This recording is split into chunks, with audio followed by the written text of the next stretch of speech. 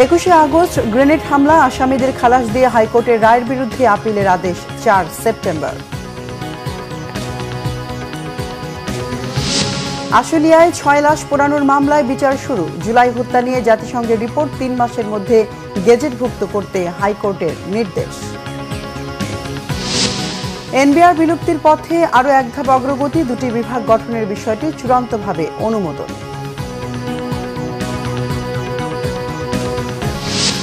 ডেঙ্গুতে 24 ঘন্টায় 5 জনের মৃত্যু, এ নিয়ে এবছর মৃত্যু দাঁড়ালো 110 জনে। একই সঙ্গে বাড়ছে চিকুনগুনিয়া।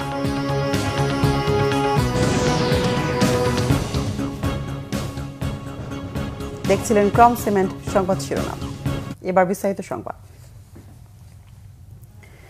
21শে আগস্ট গ্রেনেড হামলা মামলায় বিএনপির ভারপ্রাপ্ত চেয়ারম্যান তারেক রহমান সহ সব আসামিকে খালাসের বিরুদ্ধে আপিলের রায় 4 সেপ্টেম্বর। বৃহস্পতিবার শুনানি শেষে রায়ের এই দিন ঠিক করে প্রধান বিচারপতি ডক্টর সৈয়দ রেফাত আহমেদের নেতৃত্বাধীন আপিল বেঞ্চ। আসামি পক্ষের আইনজীবীরা চূড়ান্ত রায়ে আসামিদের খালাস পাওয়ার আশা প্রকাশ করেন। রিপোর্ট ফজলে রাব্বির। 2004 সালের 21 আগস্ট তৎকালীন বিরোধী দলীয় নেত্রী শেখ হাসিনার সমাবেশে চালানো হয় ভয়াবহ গ্রেনেড হামলা। নিহত হয় আওয়ামী লীগের 24 জন নেতাকর্মী, আহত হন শতাধিক। 2008 সালে বিচারিক আদালত লুৎফুজ্জামান বাবর সহ 19 জনকে মৃত্যুদণ্ড ও তারেক রহমান সহ 19 জনকে যাবজ্জীবন কারাদণ্ড দেয়। গত বছরের 1 ডিসেম্বর এই মামলায় হাইকোর্ট যথাযথ সাক্ষ্য প্রমাণ না পাওয়ায় সব আসামিকে খালাস দেয়। এই রায়ের বিরুদ্ধে আপিল করে রাষ্ট্র। বৃহস্পতিবার এই মামলার চূড়ান্ত শুনানিতে আসামি পক্ষ থেকে বলা হয়, হাইকোর্টের রায়ে আইনের শাসন প্রতিষ্ঠিত হয়েছে। আপিলে এই রায় বহাল থাকবে আশা তাদের। নিরপরাধ যে মানুষগুলো, ইনক্লুডিং মিস্টার তারেক রহমান, যাদেরকে অন্যায়ভাবে এই মামলায় ফাঁসি দেওয়া হয়েছিল, যাবজ্জীবন দেওয়া হয়েছিল, যারা বছরের পর বছর কন্ডেম সেলে ছিলেন, যারা প্রায় 18 বছর, 16 বছর, 17 বছর, 18 বছর যারা জেলে ছিলেন। আজকে আমাদের আব্দুল সালাম পিন্টু সাহেব একটু আগে কোর্টে এসছেন, এই ভদ্রলোক 17 বছর জেলে ছিলেন। লুৎফুজ্জামান বাবর সাহেব প্রায় 16-17 বছর, 18 বছর জেলে ছিলেন। কাজেই আমরা হাইকোর্ট বিভাগে যেই রায় ছিল খালাসের, সেই রায় যাতে বহাল থাকে এইভাবে আমরা নিবেদন করেছি এবং আমরা আশাবাদী। সর্বোপরি আমরা আল্লাহ রাব্বুল আলামিনের কাছে করজোড়ে আমরা প্রার্থনা করি যেন এই খালাসের রায় বহাল থাকে এবং আমরা আশা করি যে এই খালাসের রায় বহাল থাকবে। আমরা প্রত্যাশা করেছিলাম যে একটা ন্যায় বিচার হবে এবং প্রকৃত দোষীদের শাস্তি হবে, কিন্তু দেখা গেল যে প্রকৃত দোষীদের শাস্তি দিতে গেলে হয়তো থলের বিড়াল বের হয়ে যাবে, যে কারণে শেখ হাসিনা তার রাজনৈতিক উদ্দেশ্য এবং প্রতিহিংসার হিসাবে জনাব তারেক রহমান সাহেবকে এই মামলায় অন্তর্ভুক্ত করলেন শুধুমাত্র রাজনৈতিক কারণে। শেখ হাসিনা ক্ষমতায় থাকাকালে বেগম খালেদা জিয়াকেও মামলাটিতে জড়াতে চেয়েছিল বলে অভিযোগ বাবরের আইনজীবীর। বাবর সাহেব যে কথাটা আমাকে প্রায়ই বলেন, তিনি বলেন যে তাকে এই মামলার আসামি করা হয়েছে কারণ তাকে বারবার বলা হয়েছে ম্যাডাম খালেদা জিয়ার বিরুদ্ধে বলার জন্য। তিনি এটা বলতে রাজি হন নাই, এই জন্যই বারবার তাকে এই ধরনের অনেকগুলো মামলায় আসামি করা হয়েছে। প্রায় 17টা মামলার আসামি করা হয়েছে ওনাকে। ফলে আমরা এক্সপেক্ট করি 4 সেপ্টেম্বর সকলেই বেকসুর খালাস পাবেন। 4 সেপ্টেম্বর রায়ের মধ্য দিয়ে 21 বছর পর এই মামলার চূড়ান্ত নিষ্পত্তি হবে আপিল বিভাগে। ফজলে রাব্বি, বাংলা ভিশন, ঢাকা। আশুলিয়ায় 6 মরদেহ পোড়ানোর মামলায় সাবেক এমপি সাইফুল সহ 16 জনের বিচার শুরু হয়েছে। 8 জনের বিরুদ্ধে গ্রেফতারি পরোয়ানা জারি করেছে ট্রাইব্যুনাল। এদিকে এই মামলায় রাজসাক্ষী হতে চান পুলিশ সদস্য শেখ আফজালুল হক। এই ব্যাপারে তিনি ট্রাইব্যুনালে আবেদন করেছেন। জুলাই আগস্টের আন্দোলনের সময় আশুলিয়ায় 6 জন যুবককে গুলি করে হত্যা ও জীবন্ত পুড়িয়ে ফেলার ঘটনায় অভিযুক্ত 16 জনের বিচার শুরু হয়েছে। বৃহস্পতিবার আন্তর্জাতিক অপরাধ ট্রাইব্যুনাল 2 এর চেয়ারম্যান বিচারপতি নজরুল ইসলাম চৌধুরীর নেতৃত্বে গঠিত বিচারিক প্যানেল আসামিদের বিরুদ্ধে অভিযোগ গঠন করার বিষয়ে রায় ঘোষণা করেন। এর মাধ্যমে মামলার বিচারিক কার্যক্রম শুরু হলো। এর আগে গত 7 আগস্ট প্রসিকিউশন তাদের অভিযোগ গঠন বিষয়ক শুনানি শেষ করে। গত 2 জুলাই প্রসিকিউশন এই মামলায় 16 জনের বিরুদ্ধে ট্রাইব্যুনালে আনুষ্ঠানিক অভিযোগপত্র জমা দেয়। গত বছরের 5 আগস্ট আশুলিয়ায় এই ভয়াবহ ঘটনা ঘটে। পুলিশের গুলিতে 6 জন তরুণ প্রাণ হারান। এরপর তাদের মৃতদেহ একটি পুলিশ ভ্যানে তুলে আগুন ধরিয়ে দেয়া হয়।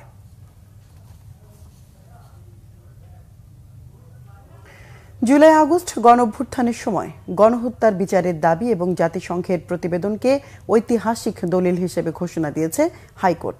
সংশ্লিষ্ট কর্তৃপক্ষকে আগামী ৩ মাসের মধ্যে জুলাই রেভুলেশন ২০২৪ হিসেবে গেজেট নোটিফিকেশন করার নির্দেশনা দিয়েছেন আদালত। বৃহস্পতিবার বিচারপতি ফাহমিদা কাদের ও বিচারপতি মুবিনা আসাফের সমন্বয়ে গঠিত হাইকোর্ট বেঞ্চ এই নির্দেশনা দেয়।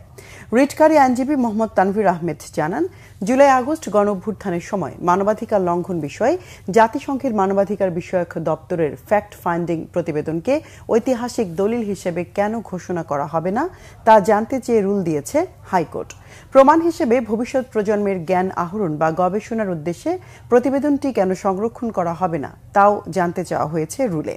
এই রুলের ওপর রায় ঘোষণা করার নির্ধারিত দিন ছিল ৩ আগস্ট, কিন্তু রাষ্ট্রপক্ষ সময় চাওয়ায় আজ সেই রায় দেয়া হয়েছে।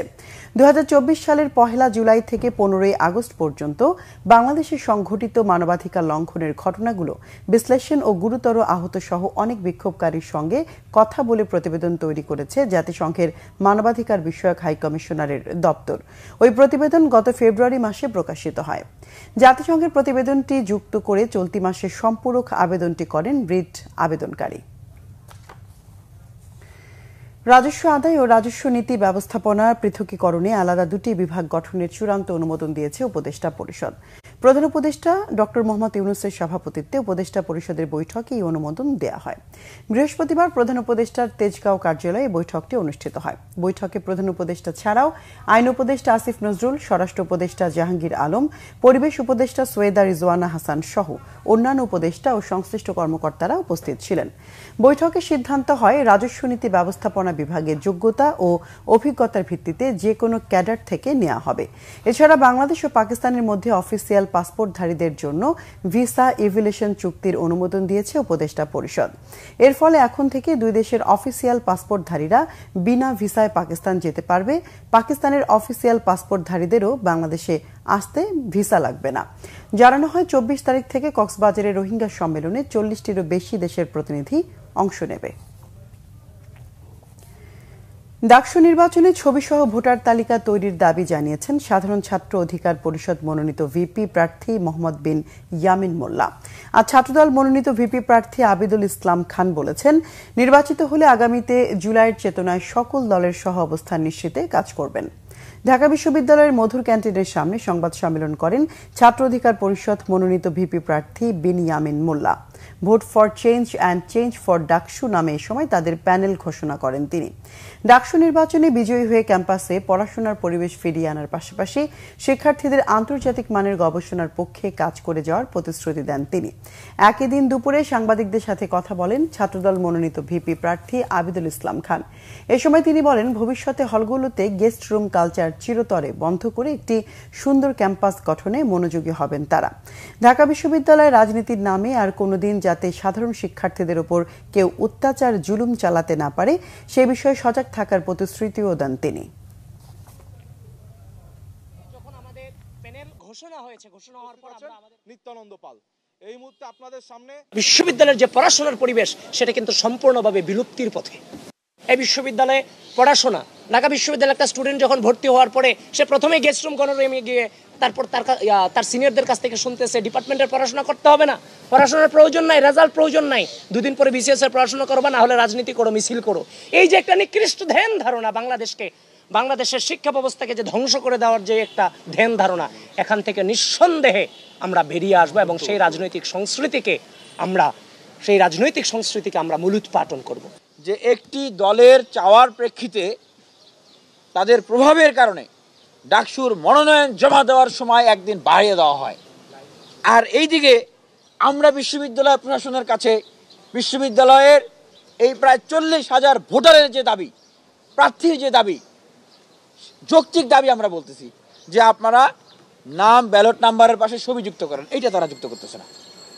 আমরা যৌক্তিক দাবির কথা বলতেছি যে সেই 19 সালে যারা আমাদের উপরে হামলা করেছে, যাদের নেতৃত্বে হামলা হয়েছে, অন রেকর্ড আছে সেই বিষয়গুলো, সেগুলোর আপনারা বিচার করেন, সেগুলো তারা বিচার করতেছে না, সেগুলো তারা ঝুলিয়ে রেখেছে। এই বিষয়ে সংবাদ সম্মেলনের আহ্বান করেছি। জাতীয় নাগরিক পার্টির সদস্য সচিব আখতার হোসেন বলেছেন, বিচার ও সংস্কারকে পাশ কাটিয়ে সরকার যদি নির্বাচনের দিকে অগ্রসর হয় তাহলে দেশের মানুষের জন্য তা কাঙ্ক্ষিত গণতন্ত্রের রূপান্তর ঘটাতে সক্ষম হবে না। দুপুরে রংপুরের হারাগাছে এক পথসভায় তিনি এসব কথা বলেন। আখতার হোসেন বলেন, সরকার চাইলে যে কোনো সময় নির্বাচন দিতে পারে, তবে তার আগে সকল সংস্কার বাস্তবায়ন, বিচার প্রক্রিয়া দৃশ্যমান, মাঠ প্রশাসনের নিরপেক্ষতা ও লেভেল প্লেইং ফিল্ড নিশ্চিত করতে হবে। বাংলাদেশের নতুন সংবিধানের বাস্তবতায় সরকার গণপরিষদ নির্বাচন আয়োজন করলে এনসিপি তাতে সাধুবাদ জানাবে বলেও মন্তব্য করেন তিনি। সরকার যে নির্বাচনের সময়সীমার কথা বলেছে, যে কোনো সময় নির্বাচন আয়োজন করতে পারে সরকার, কিন্তু তার আগে সরকারের অবশ্য পালনীয় কিছু কর্তব্য রয়েছে। সংস্কারগুলোকে বাস্তবায়ন করা, বিচারকে দৃশ্যমান পর্যায়ে উন্নীত করা এবং মাঠ প্রশাসনের নিরপেক্ষতা নিশ্চিত করা, একটা লেভেল প্লেইং ফিল্ড ইনশিওর করা। সেই জায়গাগুলোতে সরকার যত দ্রুত এটা করতে পারবে তত দ্রুত সরকার নির্বাচনের দিকে অগ্রসর হতে পারে। এবং বাংলাদেশে যেহেতু একটা নতুন সংবিধানের বাস্তবতা রয়েছে, সে জায়গা থেকে গণপরিষদ নির্বাচনের দাবি আমরা অনেক আগে থেকেই সরকারের কাছে করে এসেছি। সরকার যে কোনো সময় গণপরিষদ নির্বাচনের আয়োজন করতে পারে, সে ব্যাপারে আমরা সরকারের এই উদ্যোগকে আমরা সাধুবাদ জানাবো। ডেঙ্গুতে গেল 24 ঘন্টায় প্রাণহানি হয়েছে 5 জনের। এই নিয়ে চলতি বছর ডেঙ্গুতে মৃত্যু হলো 110 জনের। একদিনে 311 জন সহ এবছর ডেঙ্গুতে আক্রান্তের সংখ্যা 27,782 জন। বিশেষজ্ঞ চিকিৎসকরা বলছেন, ডেঙ্গুর পাশাপাশি রাজধানীতে বাড়ছে এডিস মশাবাহিত রোগ চিকুনগুনিয়া। তবে এবারে ডেঙ্গু রোগের উপসর্গ ভিন্ন বলে জানাচ্ছেন চিকিৎসকরা। বিস্তারিত মামুন আব্দুল্লাহর রিপোর্টে। হাসপাতালগুলোতে ডেঙ্গু রোগীর ভয়াবহতা ভাবাচ্ছে সবাইকে, বাড়ছে রোগীর সংখ্যাও। তবে এবার পুরনো উপসর্গের পাশাপাশি দেখা দিচ্ছে নতুন নতুন উপসর্গ। রোগীর আত্মীয় ও ডাক্তাররা বলছেন, খুব দ্রুত কাবু হয়ে যাচ্ছে আক্রান্তরা। 3 দিন ধরে আছে, অনেক ব্যথা, অনেক জ্বর আর ব্যথা কমতেছে না, একটুও না। ওষুধ খাইলেও কমতেছে না। 2টা রিপোর্ট করার পরে এরপরে আছে 3000-এ। এখন ডাক্তারে বললো যে রক্ত লাগবে, পরে রক্ত ম্যানেজ করছি, আরও রক্ত লাগবে, 1 ব্যাগ শুধু ম্যানেজ করছি। স্বাস্থ্য অধিদপ্তরের নিয়মিত বিজ্ঞপ্তিতে বলা হয়েছে, এডিস মশাবাহী রোগ ডেঙ্গুতে আক্রান্ত হয়ে একদিনে আরও 5 জনের মৃত্যু হয়েছে। এতে চলতি বছর এখন পর্যন্ত মশাবাহিত রোগটিতে মৃতের সংখ্যা বেড়ে 110 জনে দাঁড়িয়েছে। এছাড়া গত 24 ঘন্টায় ডেঙ্গু নিয়ে নতুন করে 311 জন হাসপাতালে ভর্তি হয়েছে। চিকিৎসকরা বলছেন, এবারের উপসর্গ ভিন্ন, তাই বিশেষভাবে সতর্ক থাকার পরামর্শ তাদের। প্রথমে জ্বর, আর যাদের হ্যামোরেজিং থাকে, তাদের ব্লিডিং থাকে, শরীরে অনেক জায়গায় র্যাশ থাকে। স্বাস্থ্য অধিদপ্তর জানিয়েছে, গত একদিনে ডেঙ্গুতে ঢাকা দক্ষিণ সিটি কর্পোরেশনে 3 জন মারা গেছেন। পাশাপাশি এই সময়ে রাজশাহী বিভাগে 2 জনের মৃত্যু হয়েছে। অন্যদিকে গত 24 ঘন্টায় বরিশাল বিভাগে সবচেয়ে বেশি ডেঙ্গু রোগী 82 জন হাসপাতালে ভর্তি হয়েছে। মামুন আব্দুল্লাহ, বাংলা ভিশন, ঢাকা। সূচক কমার মধ্য দিয়ে সপ্তাহ শেষ করল দেশের 2 শেয়ার বাজার, ঢাকা ও চট্টগ্রাম স্টক এক্সচেঞ্জ। সূচক হারানোর আগের দিনের ধারাবাহিকতায় ডিএসসিতে সাধারণ সূচক কমেছে 4 পয়েন্ট। দেশের প্রধান পুঁজিবাজার ডিএসসিতে আজ সূচক বৃদ্ধির মধ্য দিয়ে লেনদেন শুরু হলো। মাত্র 10 মিনিট পরে সূচক নিম্নমুখী হয়ে যায়। সকাল 10:30টার পর সূচক আবারও উপরের দিকে ওঠার চেষ্টা করে, তবে তা বেশিক্ষণ স্থায়ী হয়নি। এরপর সূচকের ব্যাপক ওঠানামা শুরু হয়। দিন শেষে ডিএসসি সাধারণ সূচক কমে দাঁড়িয়েছে 5347 পয়েন্ট। লেনদেন হওয়া কোম্পানি ও মিউচুয়াল ফান্ডের মধ্যে দাম বেড়েছে 117টির, কমেছে 208টির ও অপরিবর্তিত রয়েছে 72টির। ব্যাংকের শেয়ার ও মিউচুয়াল ফান্ডের ইউনিটের লেনদেন হবার প্রবণতাও খানিকটা কম ছিল আজ। মোট লেনদেন হয়েছে 766 কোটি টাকা।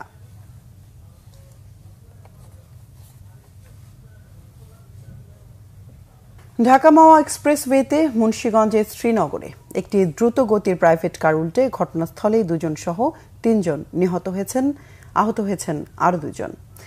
উপজেলার 16 ঘর যাত্রী ইউনি এলাকায় বৃহস্পতিবার সকাল 6টার দিকে দুর্ঘটনা ঘটে। খবর পেয়ে ফায়ার সার্ভিসের সদস্যরা দ্রুত ঘটনাস্থলে গিয়ে আরও 2 জনকে আশঙ্কাজনক অবস্থায় উদ্ধার করে উপজেলা স্বাস্থ্য কমপ্লেক্সে নিয়ে যায়। চিকিৎসকরা 1 জনকে মৃত ঘোষণা করেন। আহত অপর ব্যক্তির অবস্থা গুরুতর বলে জানিয়েছেন শ্রীনগর উপজেলা স্বাস্থ্য কর্মকর্তা মমিন উদ্দিন। দুর্ঘটনায় 1 নারী সহ 3 জন নিহত হন। শ্রীনগর ফায়ার সার্ভিসের স্টেশন অফিসার দেওয়ান আজাদ জানান, এক্সপ্রেসওয়েতে মাওনা থেকে ঢাকামুখী লেনে দ্রুতগতির প্রাইভেট কার উল্টে গেলে ঘটনাস্থলেই 2 জন মারা যান। নিহতরা হলেন আরমান, রাইসা ও তানজেল। খাগড়াছড়ির রামগড়ে মা ও মেয়েকে গলা কেটে হত্যা করেছে দুর্বৃত্তরা। এই ঘটনায় পুরো এলাকায় আতঙ্ক ও শোকের ছায়া নেমে এসেছে। রামগড় সদর ইউনিয়নের পূর্ব বাগানটিলা গ্রামে নির্মম এই হত্যাকাণ্ডের ঘটনা ঘটে। নিহতরা হলেন 90 বছর বয়সী আমেনা বেগম ও তার মেয়ে রায়হানা আক্তার। খবর পেয়ে পুলিশ দুপুরে ঘটনাস্থলে গিয়ে তাদের রক্তাক্ত মরদেহ উদ্ধার করে। বুধবার রাতের কোনো সময় এই হত্যাকাণ্ড হয়ে থাকতে পারে বলে ধারণা পুলিশের। রাতে মা মেয়ে ছাড়া আর কেউ বাড়িতে ছিলেন না বলে জানিয়েছেন স্থানীয়রা। তারা জানায় জমি জমা নিয়ে পারিবারিক বিরোধ চলে আসছিল। কেন এবং কারা এই ঘটনায় জড়িত তা তদন্ত করে দেখছে পুলিশ। খুলনা প্রকৌশল ও প্রযুক্তি বিশ্ববিদ্যালয় কুয়েটে দ্বিতীয় দিনের মতো ব্যাচ ধারণ করে অবস্থান কর্মসূচি পালন করেছে শিক্ষক সমিতি। প্রশাসনিক ভবনের নিচে দুপুর 12:30 থেকে 1টা পর্যন্ত এই কর্মসূচি পালন করেন তারা। গত 18 ফেব্রুয়ারি শিক্ষক লাঞ্ছনায় অভিযুক্ত শিক্ষার্থীদের বিচারের দাবিতে 3 সপ্তাহের আলটিমেটাম দেয় শিক্ষক সমিতি। আলটিমেটাম শেষ হলেও ভাইস চ্যান্সেলর কোনো পদক্ষেপ না নেওয়ায় দ্বিতীয় দিনে গড়ায় অবস্থান কর্মসূচি। আগামী 26 আগস্টের মধ্যে দাবি মানা না হলে কঠোর কর্মসূচি দেওয়ার ঘোষণা দেন তারা। এদিকে ভাইস চ্যান্সেলরকে আওয়ামী দস্যুর আখ্যা দিয়ে তিনি আগের সুবিধাভোগীদের পুনর্বাসনের চেষ্টা করছেন এমন অভিযোগে মানববন্ধন করেছেন শিক্ষার্থীরা।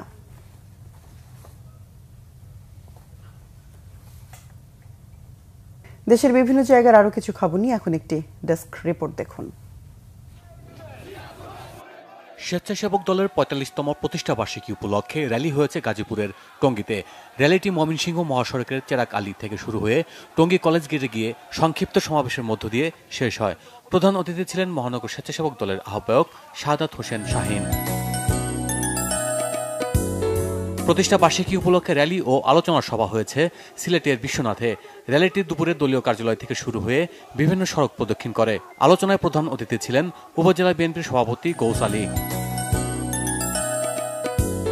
নিরাপদ খাদ্য বিষয়ক জনসচেতনতামূলক কর্মশালা হয়েছে কিশোরগঞ্জে। দুপুরে জেলা প্রশাসকের কার্যালয়ের সম্মেলন কক্ষে প্রধান অতিথি ছিলেন বাংলাদেশ নিরাপদ খাদ্য কর্তৃপক্ষের সদস্য যুগ্ম সচিব আনোয়ামা নাজিমুদ্দিন।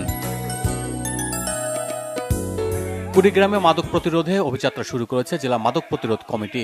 জেলা বিএনপির সিনিয়র যুগ্ম আহ্বায়ক ও জেলা মাদক প্রতিরোধ কমিটির আহ্বায়ক অধ্যাপক শফিকুল ইসলাম বেবুর নেতৃত্বে এতে অংশ নেন বিভিন্ন পেশাজীবী ও শ্রমজীবীরা। বাগেরহাটে 4টি সংসদীয় আসন বহাল রাখার দাবিতে সড়ক অবরোধ কর্মসূচি পালন করেছে সর্বদলীয় সম্মিলিত কমিটি। খুলনা মাওয়া মহাসড়কে সকাল 9টা থেকে শুরু হওয়া এই কর্মসূচি চলে দুপুর 1টা পর্যন্ত। এবার এসএসসি দাখিল ও সমমান পরীক্ষায় কৃতী শিক্ষার্থীদের সংবর্ধনা দিয়েছে নোয়াখালীর চাটখিল উপজেলা প্রশাসন। সকালে জেলা পরিষদ অডিটোরিয়ামে উপজেলা নির্বাহী কর্মকর্তা মিজানুর রহমানের সভাপতিত্বে সংবর্ধনা অনুষ্ঠানে প্রধান অতিথি ছিলেন অতিরিক্ত জেলা প্রশাসক তাসলিমুন নেসা।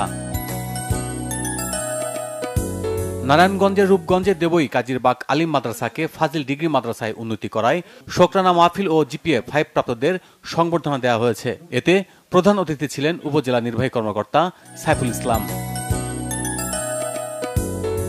ময়মনসিংহ দোকান মালিক সমিতির ঐক্য পরিষদের নতুন কমিটির অভিষেক হয়েছে। দুপুরে স্থানীয় প্রেস ক্লাব মিলনায়তনে এতে বক্তব্য রাখেন নতুন কমিটির সভাপতি জেলা জামায়াতে আমির আব্দুল করিম।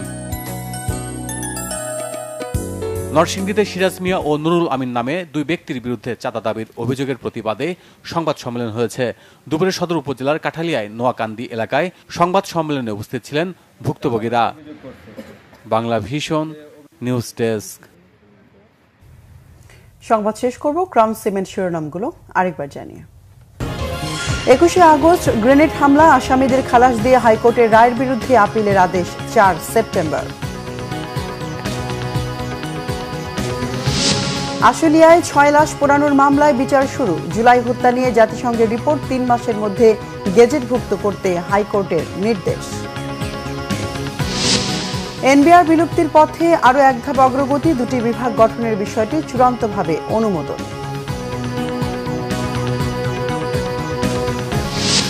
ডেঙ্গুতে 24 ঘন্টায় 5 জনের মৃত্যু, এ নিয়ে এবছর মৃত্যু দাঁড়ালো 110 জনে। একই সঙ্গে বাড়ছে চিকুনগুনিয়া।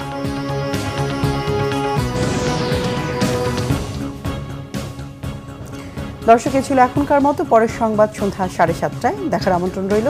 এছাড়া বাংলা ভিশন সংবাদ ও সংবাদ সংশ্লিষ্ট অনুষ্ঠান দেখতে ভিজিট করুন www.bvnews24.com ও facebook.com/banglavisionnews এবং সাবস্ক্রাইব করুন youtube.com/banglavisionnews। এতক্ষণ সঙ্গে থাকে ধন্যবাদ সবাইকে।